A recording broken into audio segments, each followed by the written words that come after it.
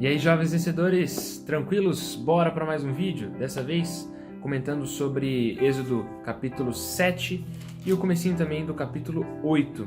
O que vai acontecer? Moisés e Arão vão finalmente falar com o faraó, né? E eles fazem ali os milagres a que Deus havia se referido. E começa ali a grande disputa. A guerra começou aqui. E a partir desse capítulo a gente vai ver coisas inacreditáveis acontecendo e lições preciosas da palavra de Deus. Vamos lá então? Capítulo 7 diz assim, a partir do verso 1. Então o Senhor disse a Moisés: Veja, eu o constituí como Deus sobre Faraó, e o seu irmão Arão será como seu profeta. Você falará tudo o que eu lhe ordenar, e Arão, seu irmão, falará a Faraó, para que eu deixe sair da sua terra os filhos de Israel. Porém, endurecerei o coração de Faraó e multiplicarei na terra do Egito os meus sinais e as minhas maravilhas. Faraó não vai ouvir vocês. Eu porei a mão sobre o Egito e farei sair os meus exércitos, o meu povo, os filhos de Israel, da terra do Egito, com grandes manifestações de juízo. Os egípcios saberão que eu sou o Senhor, quando eu estender a mão sobre o Egito e tirar do meio deles os filhos de Israel. Uau! Bom, em primeiro lugar, o que a gente precisa entender é o seguinte. A grande proposta de Deus, o que Deus queria mostrar quando ele começou a fazer o que a gente chama aqui das 10 pragas, né? Aquelas 10 maravilhas impressionantes, era não somente trazer juízo sobre o povo egípcio, mas também mostrar para aquele povo pagão que serviam deuses e mais deuses, né? Cerca de 80 deuses, né? Tudo era divindade para eles, que nenhum deles era de verdade o verdadeiro Deus. Nenhum deles era real. Mas eram todos falsos, eram mentiras, e que só há um Deus, que é o Deus de Israel, o Deus Yahvé, o Deus Todo-Poderoso.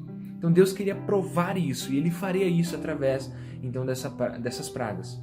Mas o que é interessante também é que o povo de Israel estava lá há 400 anos, lembra? Ou seja, eles também estavam meio que servindo, pelo menos muitos deles, não todos, mas muitos deles estavam começando a aderir, né, à religiosidade egípcia. Ou seja, eles também precisavam entender que só há um Deus e que é Yahvé, Jeová, o Deus de Israel. Então Deus ele não queria só mostrar para os egípcios, mas ele também queria mostrar para o seu povo que ele é o verdadeiro Deus e que pela força dele ele os tiraria dali. Então Moisés e Arão se encontram a primeira vez com o faraó, pedem, falam tudo que Deus, né, havia falado, pedem para que o faraó liberte, e aí eles fazem então o que Deus havia ordenado. Arão ele joga o bordão dele diante do faraó e o bordão se transforma em uma serpente. Olha que interessante, na época, serpente para eles simbolizava a imortalidade. E aí os magos ali, os sábios do Egito, eles conseguiram com as suas ciências ocultas também fazer o mesmo. Só que o versículo 12 diz que o bordão de Arão, que virou uma serpente, devorou os outros bordões, os bordões daqueles sábios, daqueles magos ali. O que é interessante? O que a gente aprende com isso? Em primeiro lugar, que Satanás, ele consegue também fazer os seus milagres ou suas magias ocultas. Ele tem seu poder.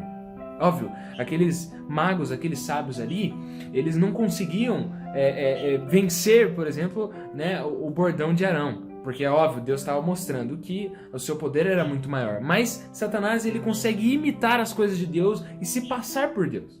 Na verdade, o grande perigo da igreja não é uma religião completamente diferente, mas é aquele evangelho que tem coisas falsas. Entende? É aquela nota de 100, mas que tem alguma coisinha que não é falsa. Que não é verdadeira, né? Então, Satanás sabe fazer isso muito bem, e a gente vai ver na primeira e na segunda praga que eles também conseguem fazer isso, né? Eles conseguem realizar as mesmas coisas que Moisés e Arão fizeram. Aí vem a primeira praga, então. O faraó não deixa o povo sair, e aí Deus então manda Moisés ir até o rio Nilo, e ele ia botar lá o bordão, né? E todas as águas ali do Egito se transformariam em sangue.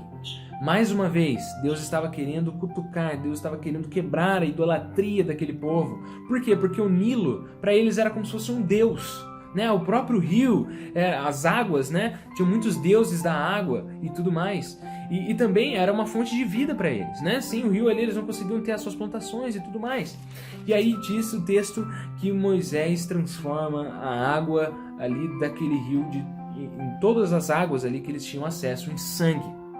E olha que interessante, Diz o versículo 22, capítulo 7, que os magos do Egito fizeram o mesmo com as suas ciências ocultas. Eles pegaram um pouco de água ali e transformaram em sangue.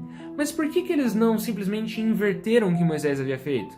Bom, se eles eram poderosos, era só tocar lá na água que virou sangue e ela voltaria a ser água, né? Mas o que é interessante é que Satanás ele tem poder, mas ele não consegue reverter aquilo que Deus faz. Ele não consegue ter um poder superior, porque se eles conseguissem reverter aquilo, eles mostrariam então que eles eram mais poderosos do que esse tal Yahvé, né? Mas eles não conseguiram realizar porque Satanás não tem o poder que Deus tem. Deus queria provar ali que ele era o único Deus, o Deus Todo-Poderoso.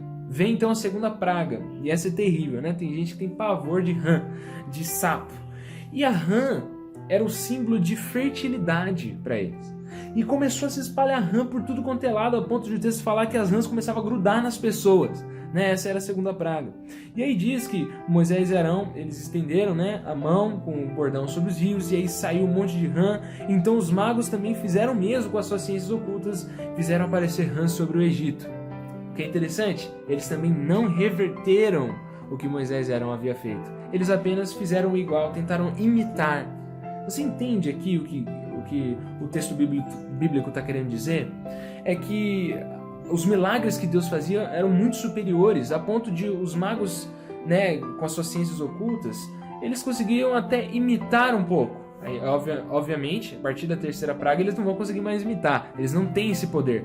Mas eles não conseguiam reverter aquilo que Deus havia feito. Eles não tinham esse poder. E lá em 2 Timóteo, capítulo 3, versículo 8, uma coisa interessante que Paulo está falando.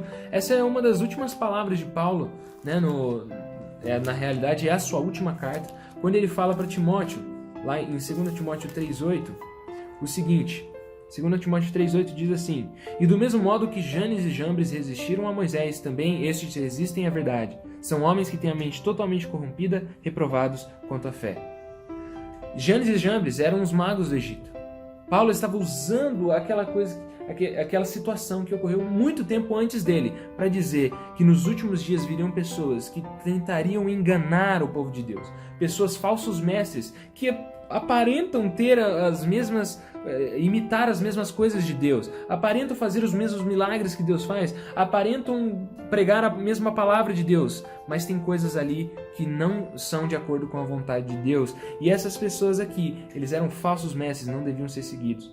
E nós estamos vivendo em dias em que há muitos magos por aí tentando imitar os milagres de Deus, mas eles não conseguem exercer o mesmo poder que a palavra de Deus exerce para transformar os corações. A minha pergunta para você é o seguinte: você tem se preocupado em seguir pessoas que realmente focam no verdadeiro evangelho, que pregam o verdadeiro evangelho, que vivem uma vida que honra e agrada somente o Deus Yahvé? Ou você tem muitas vezes se deparado com pessoas que muitas vezes vão falar aquilo que você quer ouvir, mas não o que você precisa ouvir? Aqui Deus prova que ele era maior do que os símbolos que eles tinham de divindade, de fertilidade, de imortalidade e de vida, porque ele é o único Deus que pode trazer fertilidade, imortalidade, vida para as pessoas. Ele é o verdadeiro Deus e ele tem poder para fazer com que essas maravilhas aconteçam. E que nenhum de nós seja resistente o suficiente assim, ou tão resistente e teimoso como foi o faraó, mas que a gente possa obedecer ao Senhor e acatar a sua vontade, obedecer ao verdadeiro Deus. Deus te abençoe e falou!